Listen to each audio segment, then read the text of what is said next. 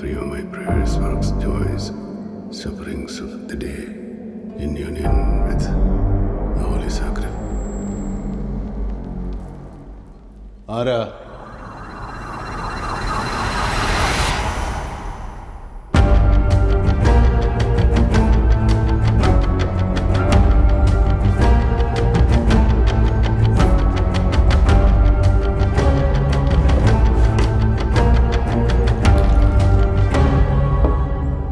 Father Carmen Benedict.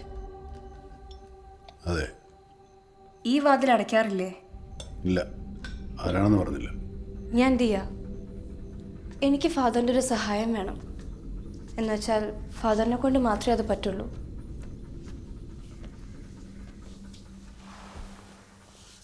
ഞാൻ വന്നത് ആലാട്ട് ഫാമിലിയിൽ നടന്ന ചില കാര്യങ്ങൾ സംസാരിക്കാനായിരുന്നു. കേട്ട് കാണും ആലാട്ട് ഗ്രൂപ്പ്. കേട്ടിട്ടുണ്ട്. Passing references. കൂടുതലൊന്നും അറിയില്ല. ഫ്ലുവൻറ്റ്, എൻ്റർപ്രൈസിങ്, വെൽ കണക്റ്റഡ് എന്നൊക്കെ വേണമെങ്കിൽ പറയാം. ഹോസ്പിറ്റൽസ്, പ്ലാന്റേഷൻസ്, ഫിനാൻസ്, അങ്ങനെ കുറേ ബിസിനസ്സുകളുണ്ട്. ജോസഫ് ആലാട്ട് എന്ന കാർന്നോരാണ് എല്ലാത്തിനും തുടക്കമിട്ട് തറവാടിനെ ഇപ്പോഴത്തെ ഈ പ്രതാപത്തിലേക്ക് എത്തിച്ചത്. അദ്ദേഹത്തിൻ്റെ മരണശേഷം മൂത്ത മകൻ അലക്സിനായിരുന്നു എല്ലാത്തിനും മേൽനോട്ടം. ബിസിനസ്സൊക്കെ അലക്സ് കൂടുതൽ ഉയരങ്ങളിലേക്ക് എത്തിച്ചു. അലക്സിനും ഭാര്യ ലിസയ്ക്കും ഒറ്റൊരു മകളെ ഉണ്ടായിരുന്നുള്ളൂ. ചെന്നൈ IITയിൽ പഠിക്കുമ്പോൾ 2014 ഒരു ആക്സിഡൻറ്റിൽ അവൾ മരിച്ചു. അവിടെ നിന്നാണ് ആലാട്ട് കുടുംബത്തിൻ്റെ വിധി മാറാൻ തുടങ്ങിയത്. മകളുടെ ആക്സിഡൻറ്റ് കഴിഞ്ഞ് 1 വർഷം കഴിയും മുമ്പ് അലക്സ് ആത്മഹത്യ ചെയ്തു. 2 വർഷത്തിന് ശേഷം ഭാര്യ ലിസിയും വിഷം കഴിച്ച് മരിച്ചു. പിന്നീട് എല്ലാത്തിൻ്റെയും ഉടമസ്ഥനായി മാറിയത് അലക്സിൻ്റെ അനിയൻ ജോഷിയാണ്. ബിസിനസ്സൊക്കെ വീണ്ടും ട്രാക്കിലായതിനു ശേഷം കുറച്ചു കഴിഞ്ഞ് ജോഷിയും മറ്റു 2 പേരെ പോലെ തന്നെ പെട്ടെന്നൊരു ദിവസം ആത്മഹത്യ ചെയ്തതോടെയാണ് സംശയങ്ങളുണ്ടാകുന്നത്. എന്തൊക്കെ വിഷമങ്ങളുണ്ടെന്ന് പറഞ്ഞാലും ജോസഫ് ആലാട്ട് എന്ന മനുഷ്യൻ്റെ മക്കൾ ഒരിക്കലും ആത്മഹത്യ ചെയ്യില്ല. They way to practical for that. ഇപ്പോൾ ആരാണ് അവിടെ ബാക്കിയുള്ളത്? എലിസബത്ത് ആലാട്ട്.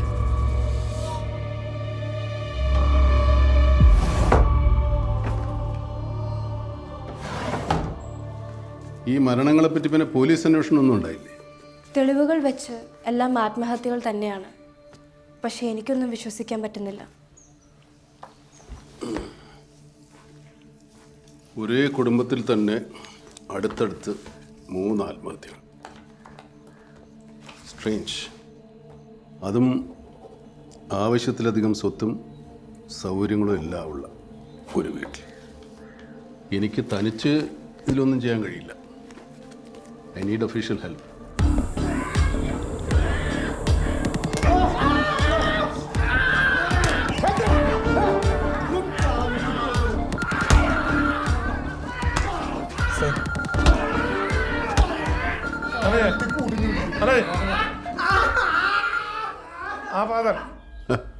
ഒരു കേസ് വന്നിട്ടുണ്ട്.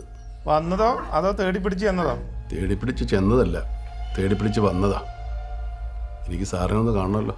ഞാനൊരു ചോദ്യം ചെയ്യില്ല. ലൊക്കേഷൻ ഞാൻ അയച്ചുതരാം.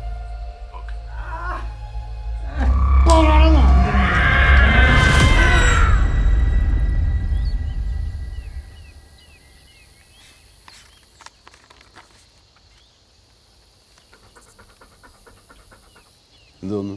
ഈ കേസ് എനിക്കറിയാം. റൂറൽ SP കുര്യൻ സാറല്ലേ ആദ്യത്തെ മരണം അന്വേഷിച്ചത്? ആത്മഹത്യകളിലെല്ലാം ഒരു പാറ്റേൺ കാണുന്നുണ്ട്. Like someone had designed it. പക്ഷെ ഒന്നും ഉറപ്പിച്ച് പറയാൻ കഴിയില്ല. മരിച്ചുപോയ 3 പേർക്കും ഡിപ്രഷനും സൂയിസൈഡ് ടെൻഡൻസിയൊക്കെ ഉണ്ടെന്ന് റിപ്പോർട്ടില്ലേ? അതെ. മുന്നിലുള്ള എല്ലാ എവിഡൻസുകളും ആത്മഹത്യയിലേക്കാണ് ലീഡ് ചെയ്യുന്നത്. പക്ഷേ ഈ എലിസബത്തിൻ്റെ ഒരു ആംഗിൾ ഉണ്ടല്ലോ, അതാദ്യമായിട്ടാണ്. അതിനും സാധ്യതകളുണ്ട്. കാലം അതാണല്ലോ. ചിലപ്പോൾ ഇത് സംശയമായിരിക്കാം. But the whole scenario looks interesting. നമുക്കൊന്ന് തപ്പി നോക്കാം. ഫാദർ കാണിച്ചു തന്ന വഴിയിലൊക്കെ എനിക്ക് ബോണസേ കിട്ടിയിട്ടുള്ളൂ. ഫാദറിനാണെങ്കിൽ ഒന്നിനും ക്രെഡിറ്റും വേണ്ട.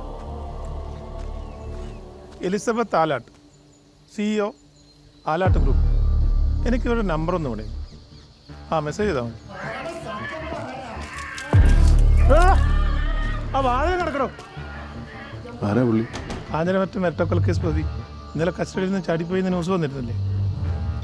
അങ്ങനെയല്ലേ ഹൈദരാബാദിലാണ് നമ്മുടെ നിങ്ങളുടെ പോലീസ് തരാൻ പോയി. ഹൈദരാബാദിലാകുമ്പോൾ നമുക്ക് 2 ദിവസം കൂടുതൽ കിട്ടുമല്ലോ.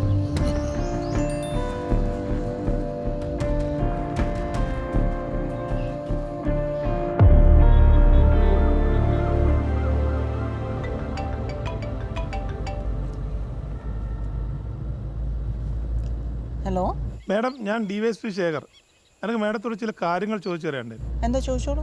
അല്ല, നേരിട്ടാണ് ചോദിക്കേണ്ടത്. ഞാനിന്ന് ചെന്നൈയിലാണ്. എത്തുമ്പോൾ കുറച്ച് ലേറ്റ് ആവും. നമുക്ക് നാളെ കാണാം. നാളെ രാത്രി കാണാം. രാത്രി രാത്രി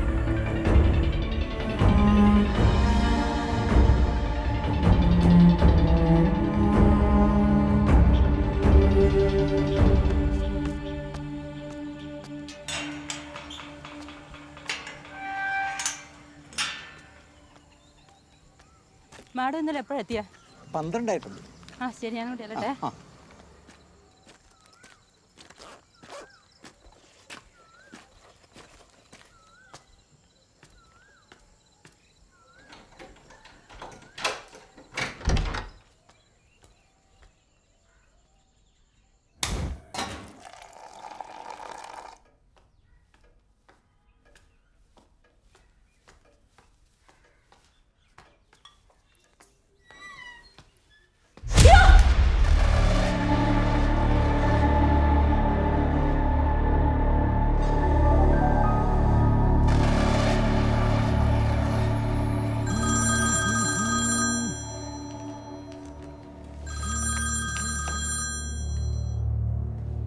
ആ സാർ.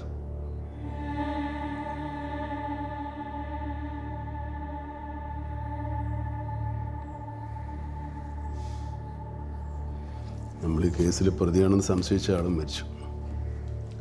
സൂയിസൈഡ്.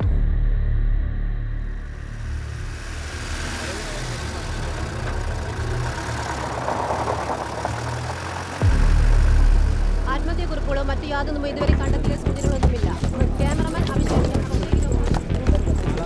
സ്ഥാപകൻ ജോസഫ് ആലാട്ടിന്റെ മരുമകളാണ് മരിച്ച Elizabeth.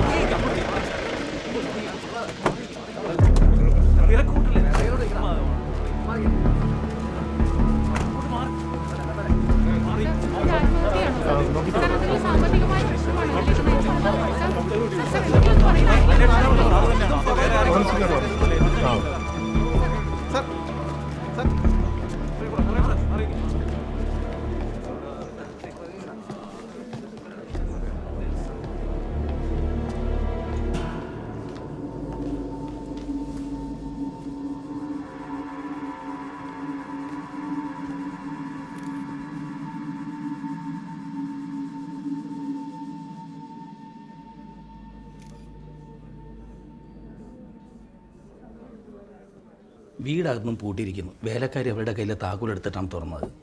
CCTV not working sir. സമീപത്തെ വീടുകളുടെയും കടകളുടെയൊക്കെ വർക്ക് ചെയ്യുന്ന ക്യാമറ പരിശോധിക്കുന്നുണ്ട്.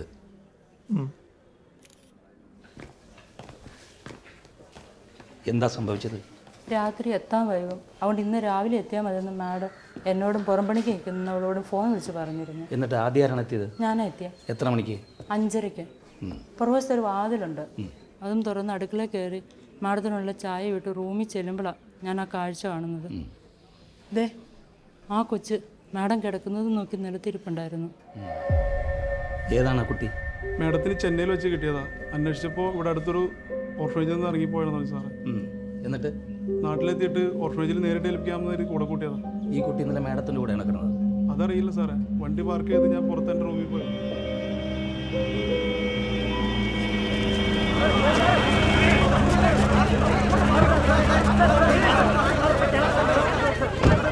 മോളെ പേരെന്താ? പേര് പറ മോളെ. അമേയ. മോൾ എങ്ങനെയാ ചെന്നൈയിലെത്തിയത്? പേടിയുണ്ടോ മോൾക്ക്? ഇന്നലെ രാത്രി മോൾ ഏത് റൂമിലാ കിടന്നത്? ആ ആന്റിയോടെ പോണോ? അല്ല. രാവിലെ എണീറ്റപ്പോ എന്താ കണ്ടത്? എല്ലാവരും കണ്ടത് തന്നെ. മോളെ ആ ഫാദർ ഉണ്ടായിരുന്നു. Good morning father. Good morning. ഇതാണോ ആ കുട്ടി? അതെ സാർ. എന്തെങ്കിലും പറഞ്ഞോ? ഈ കുട്ടി ഒന്നും പറയുന്നില്ല. ആളിപ്പോഴും ആ ഷോക്കിലാണെന്ന് തോന്നുന്നു. ബാക്കി നടപടികളൊക്കെ കഴിഞ്ഞില്ലേ? സാർ. കുട്ടിയെ തൽക്കാലം ഓർഫനേജിലാക്കാം. Okay sir. Secretary doctor to C.